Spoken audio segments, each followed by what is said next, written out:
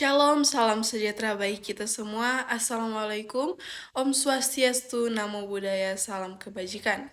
Perkenalkan, nama saya Cynthia Immanuela Rende dengan NIM 2314201020, kelas A1 semester 2. Saat ini saya akan menjelaskan tentang infeksi nosokomial dengan mata kuliah Keterampilan Dasar Keperawatan, dosen pengampu Nurse Enggrina Nindi Eskep MKes, Fakultas Keperawatan, Program Studi Ilmu Keperawatan, Universitas Pembangunan Indonesia, Manado. Apa itu infeksi nosokomial? Infeksi nosokomial adalah suatu penyakit yang berkembang di lingkungan rumah sakit. Seseorang dikatakan terkena infeksi nosokomial jika penularannya didapatkan ketika berada di rumah sakit, termasuk juga infeksi yang terjadi di rumah sakit dengan gejala yang baru muncul saat pulang ke rumah, dan infeksi terjadi pada pekerjaan di rumah sakit. Seseorang dikatakan mengalami penyakit saat berkembang paling tidak 48 jam setelah masuk ke rumah sakit. Penyebab infeksi nosokomial. Gangguan ini disebabkan oleh bakteri yang berada di rumah sakit. Bakteri tersebut bisa dapat dari orang lain yang ada di rumah sakit. Bakteri yang menjadi flora normal atau bakteri yang secara normal ada di dalam tubuh dan pada keadaan normal tidak menyebabkan gangguan di dalam tubuh sendiri, atau bakteri yang mengontaminasi lingkungan dan alat-alat rumah sakit. Di samping itu, jamur, virus, dan parasit juga dapat menyebabkan infeksi nosokomial. Infeksi nosokomial dapat terjadi karena bakteri yang resisten akibat antibiotik yang kurang efektif untuk membunuh bakteri tersebut. Hal ini disebabkan oleh penggunaan antibiotik yang tidak sesuai dengan anjuran dokter. Bahkan gangguan antibiotik yang tidak tepat akan mengakibatkan bakteri yang ada di dalam tubuh manusia berubah karakter.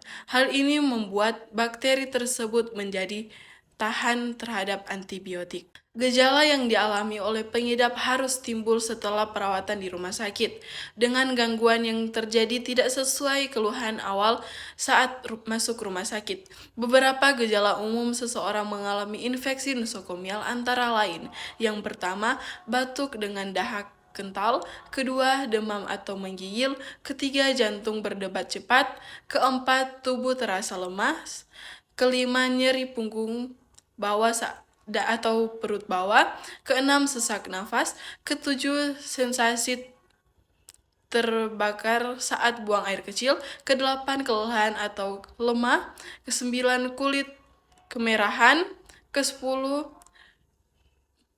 banyak berkeringat; ke-11, nyeri otot; ke-12, mual dan muntah.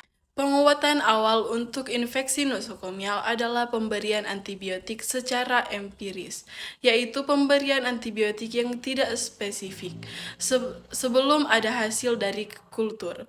Setelah ada hasil pemeriksaan kultur, pemeriksaan antibiotik akan disesuaikan dengan jenis bakteri secara spesifik.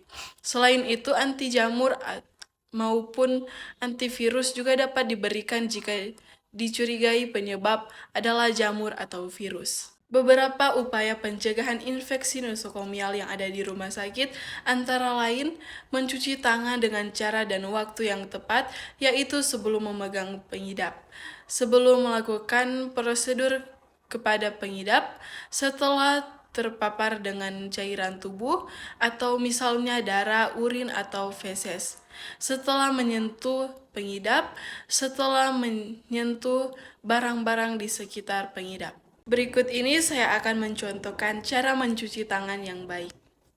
Pertama-tama, pasang keran airnya, lalu basahkan tangan terlebih dahulu.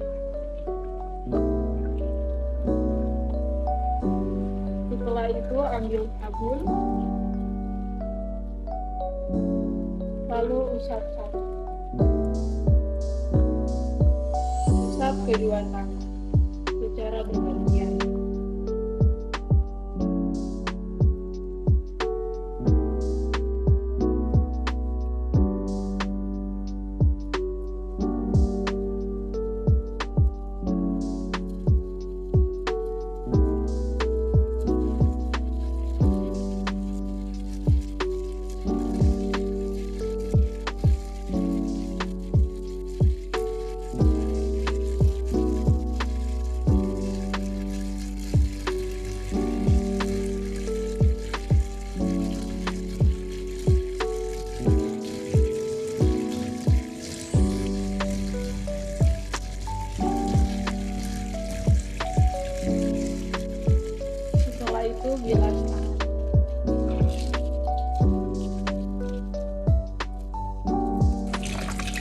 Setelah itu, ambil tisu dan keringkan tangan.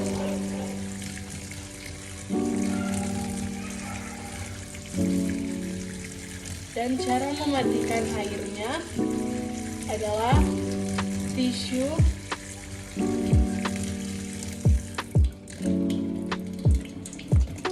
Sekian presentasi dari saya tentang infeksi nosokomial.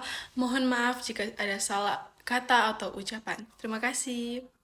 Ayo bergabung dengan kami di Universitas Pembangunan Indonesia Manado, karena di Universitas Pembangunan Indonesia Manado telah terakreditasi.